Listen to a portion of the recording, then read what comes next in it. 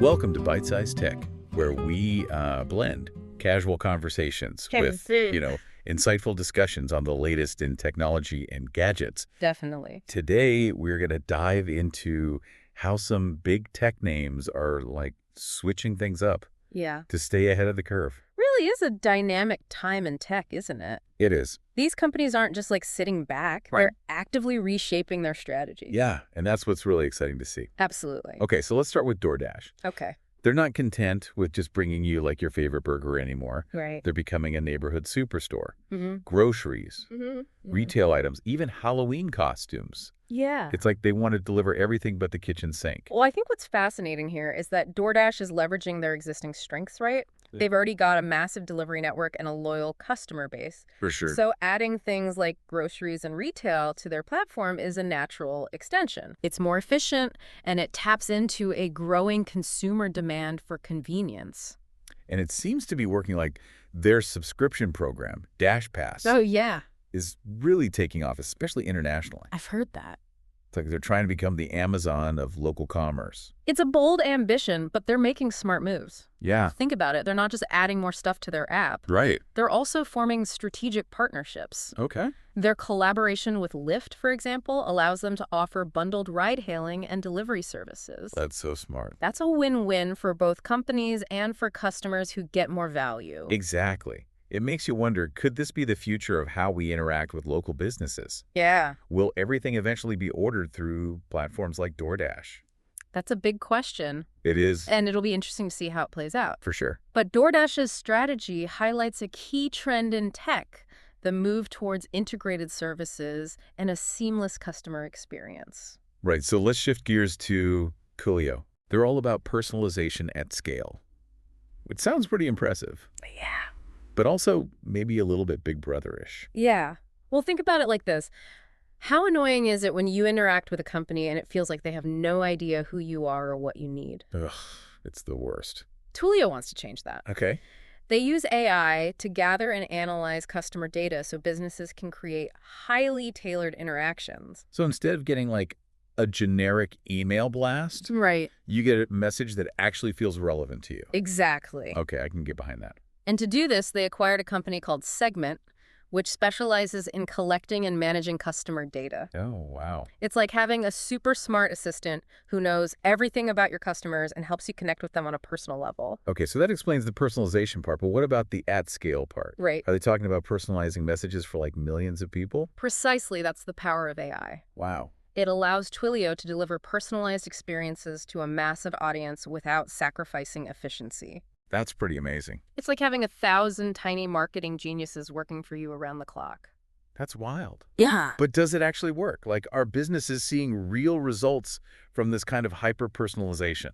Absolutely. Studies have shown that personalized marketing can significantly increase customer engagement and conversion rates. Interesting. People are more likely to respond to messages that feel relevant and tailored to their individual needs. So Twilio's not just about being innovative. They're also proving that this approach can be profitable. Exactly. Their financial performance has been strong, their margins are improving, free cash flow is up, and revenue is growing steadily. Wow. They're demonstrating that you can be both customer-centric and financially successful. That's a good lesson for any business, really. Yeah. Now let's move on to Meta, the company formerly known as Facebook. Okay. They're making some big bets on the future of AI. Yeah, Meta is going through a major reinvention. They're facing challenges with declining traditional revenue models and the rise of new social media platforms. So they're investing heavily in AI to stay ahead of the curve. And one of their key initiatives is this Llama model, right? Yes, Llama is a large language model that Meta is using to personalize content recommendations and enhance user engagement. Okay. It's basically an AI brain that analyzes massive amounts of data to understand user preferences and deliver content that keeps them glued to their platforms. So that's why I keep getting those eerily accurate video recommendations on Facebook. It's a little spooky, but also pretty impressive.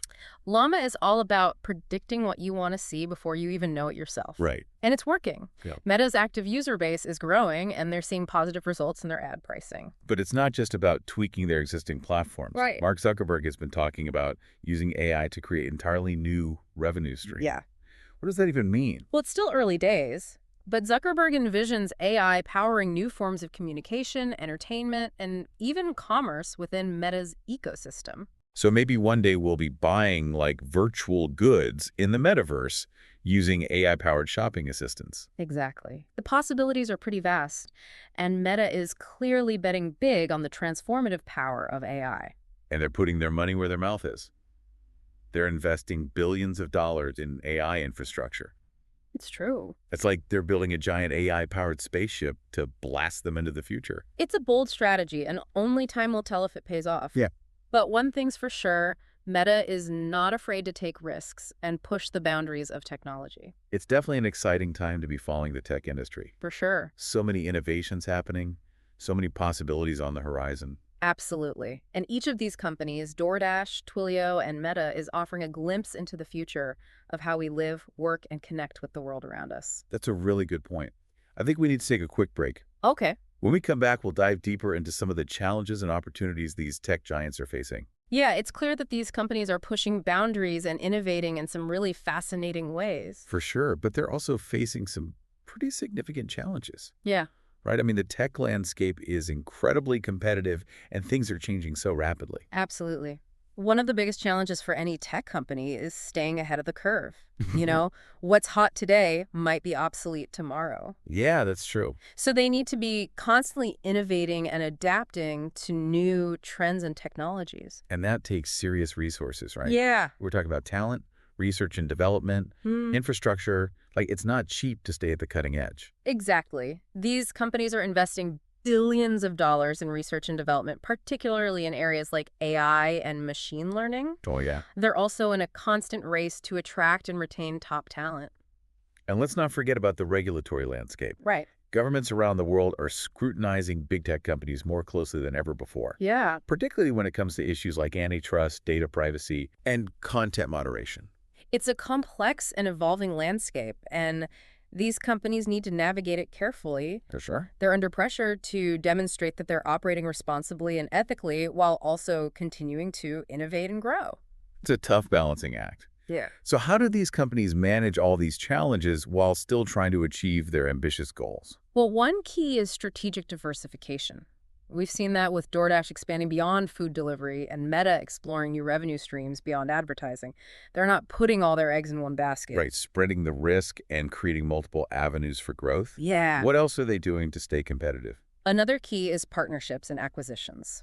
We saw how Twilio acquired Segment to boost its personalization capabilities. Right. And DoorDash's partnership with Lyft is a great example of how companies can leverage each other's strengths to create a more compelling value proposition. So it's not just about competing, it's also about collaborating and finding strategic alliances that can help them achieve their goals more effectively. Precisely in today's tech landscape, it's often about co-opetition, a blend of competition and cooperation. Co-opetition. Yeah. I like that. Yeah. And of course, none of this is possible without a strong focus on the customer experience. Absolutely. In the end, it's all about delivering products and services that people love and that make their lives easier, better, or more entertaining. Customer centricity is paramount. Yeah. These companies are investing heavily in understanding their users, personalizing their experiences, and building brand loyalty. It's fascinating to see how these tech giants are evolving and adapting to the ever-changing landscape. Yeah.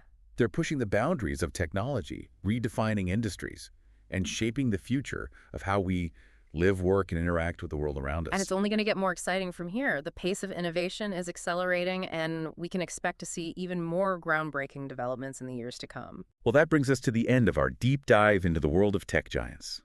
It's been an insightful journey, and I hope our listeners have gained a better understanding of the forces shaping the tech industry and the innovative strategies these companies are using to stay ahead of the curve. It's been a pleasure discussing these fascinating topics with you. Thanks for tuning in to Byte-Sized Tech. If you enjoyed the episode, like, comment, share, and subscribe for more fun tech discussions.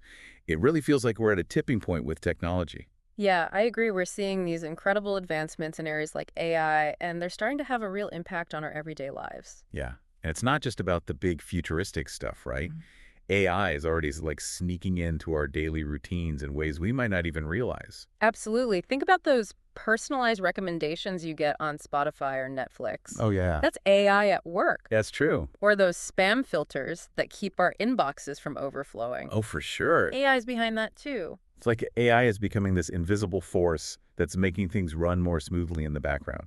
Exactly. And as AI continues to evolve, we can expect to see even more integration into our lives. Self-driving cars, smart homes, personalized healthcare. These are just a few of the possibilities that are on the horizon. It's kind of mind-blowing to think about how much things could change in the next few years. It really But is. with all this rapid advancement, it feels like there's some big questions we need to be asking. Yeah, you're right. As we embrace these new technologies, we need to be mindful of the potential risks and challenges they present. For sure. Things like data privacy, algorithmic bias, and the potential impact on the workforce are all important considerations. It's a lot to think about, but it's also an exciting time to be alive. Yeah. We're witnessing the birth of a new technological era, and it's up to us to shape it in a way that benefits all of humanity. I couldn't agree more. We need to have open and honest conversations about the ethical implications of these technologies and work together to ensure that they're developed and used responsibly. Well said. This has been a fantastic deep dive into the world of tech giants and their evolution from DoorDash's local commerce ambitions to Twilio's personalized customer experiences and Meta's grand AI vision. It's clear that the tech landscape is constantly shifting and reshaping itself. And it's not just about the technologies themselves, it's about the people behind them, the policies that govern them, and the societal implications they create. So what does this all mean for us, the everyday users of technology? What can we take away from all of this? I think the biggest takeaway is that we need to stay informed and engaged. The choices we make about the technologies we use, the companies we support, and the policies we advocate for will have a direct impact on the future of the tech world and, by extension, our own lives. Yeah, it's a call to action, really. We can't just passively consume technology. We need to be active participants in shaping its development and ensuring that it serves humanity's best interests. Exactly. We need to be critical thinkers, asking tough questions, demanding transparency, and holding those in power accountable. Well said. This has been an incredible conversation. Thank you so much for sharing your insights and expertise with us today. It's been my pleasure. Always happy to discuss the fascinating world of technology. And to our listeners, thanks for tuning in to Byte-Sized Tech. If you enjoyed the episode, like, comment, share, and subscribe for more fun tech discussions.